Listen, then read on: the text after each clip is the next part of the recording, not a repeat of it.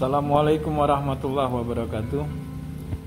Ikhwan, pada kesempatan ini kembali saya akan membahas pentingnya tawasul di dalam mempelajari ilmu hikmah. Tawasul itu sebagai penyambung batin atau tali batin kita kepada para guru kita, para masyayikh atau orang tua kita yang telah memberikan kita ilmu walaupun satu ayat, dan ayat itu kita amalkan. Di samping itu adalah sebagai taqarruban ilallah kita atau jalan kita mendekatkan diri kepada Allah Subhanahu wa taala, juga sebagai rasa syukur terima kasih kita kepada guru-guru kita yang telah mewariskan atau memberikan pelajaran, pemahaman, pengertian tentang ilmu itu kepada kita. Jadi jangan pelit untuk bertawasul kepada guru-guru kita, walaupun mungkin itu melalui media sosial yang kita dapatkan. Ada kala mabah guru sekumpul, ilmu-ilmu yang kita dapatkan melalui media sosial zaman sekarang, adanya Mbah Google, itu adalah seperti mutiara-mutiara yang tercecer yang kita kumpulkan dan kita pelajari. Itu sah-sah saja. Tapi di dalam pemahaman yang lain, ilmu hikmah itu memerlukan sanad, karena kekuatan sanad itu akan sampai.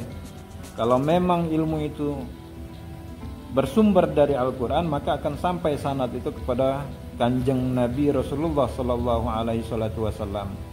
Ada kebarokahan di dalam tawasul, ada kebarokahan di dalam niat dan keinginan kita ketika kita ingin berkirim Fatihah kepada guru-guru kita atau orang-orang yang telah mewariskan ilmunya kepada kita. Di dalam hadis Nabi bahwa apabila anak Adam telah meninggal dunia maka terputus amal ibadahnya kecuali 3: doa anak yang soleh, ilmu bermanfaat, dan amal jariyah.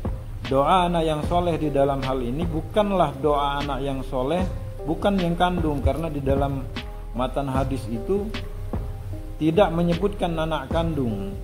Apabila anak Adam, maka anak Adam di sini seluruh keturunan Adam yang soleh, maka dia adalah bisa sampai doanya kepada orang-orang yang kita tuju dalam Fatihah-Fatihah kita.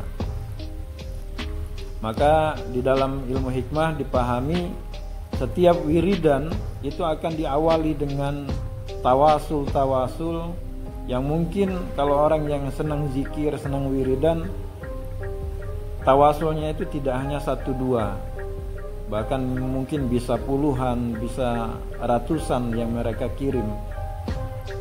Ada juga pemahaman bahwa tawasul ini lebih penting daripada wiridan-wiridannya, karena dengan tawasul secara tidak langsung ilmu itu walaupun kita baca 1 kali tapi tawasulnya kita jalani terus, itu kebarokahannya walaupun kita mengamalkannya sedikit, tapi karena tawasulnya tersambung, tali batinnya tersambung, tali ruhani kita tersambung dengan para masyayikh, para guru-guru kita, orang tua kita yang telah mewariskan ilmu itu kepada kita, maka ada kebarokahan walaupun kita mengamalkannya hanya sedikit. Jadi banyak sudut pandang mengenai pemahaman ilmu-ilmu hikmah. Ikhwan, saya anjurkan tidak hanya mengambil, bukan saya menganjurkan untuk berkhianat kepada masyayikh, kepada guru-guru kita, bukan. Tapi ilmu ini banyak pemahamannya. Ada satu ayat semacam inna nahnu nazzalna dzikra wa inna lahu lahafizun.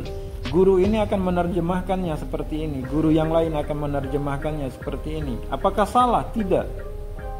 Masing-masing mereka itu menerima cahaya atau nur dari Allah untuk memahami sesuai kapasitas mereka masing-masing.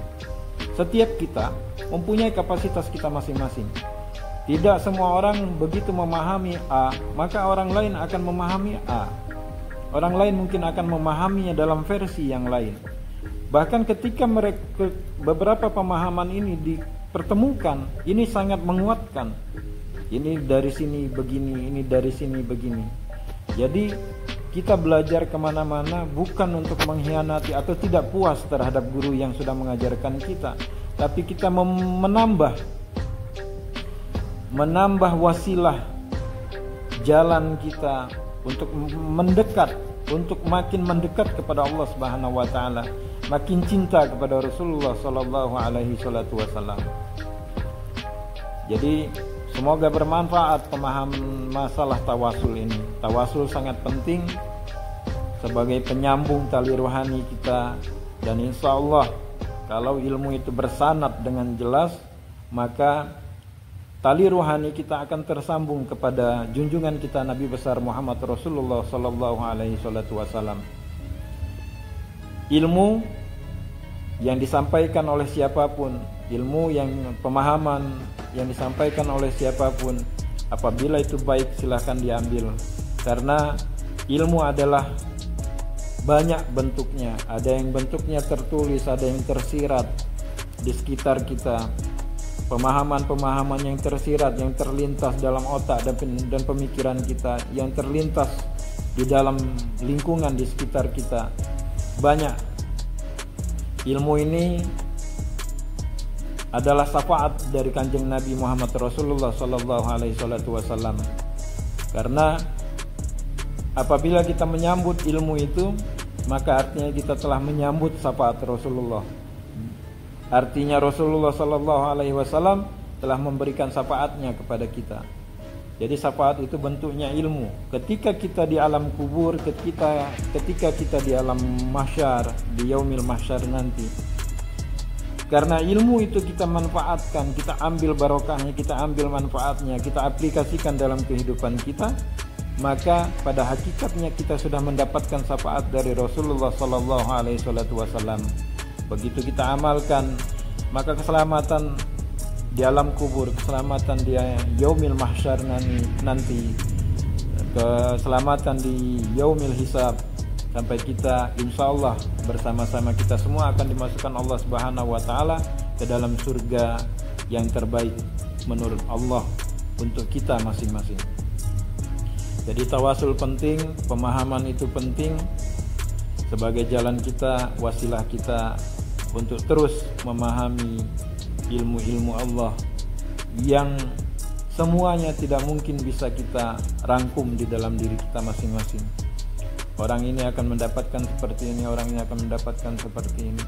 Semuanya apabila dipertemukan akan menjadi satu keutuhan untuk memahami jalan Shiratal Mustaqim. Billahi taufiq wal hidayah. Wassalamualaikum warahmatullahi wabarakatuh.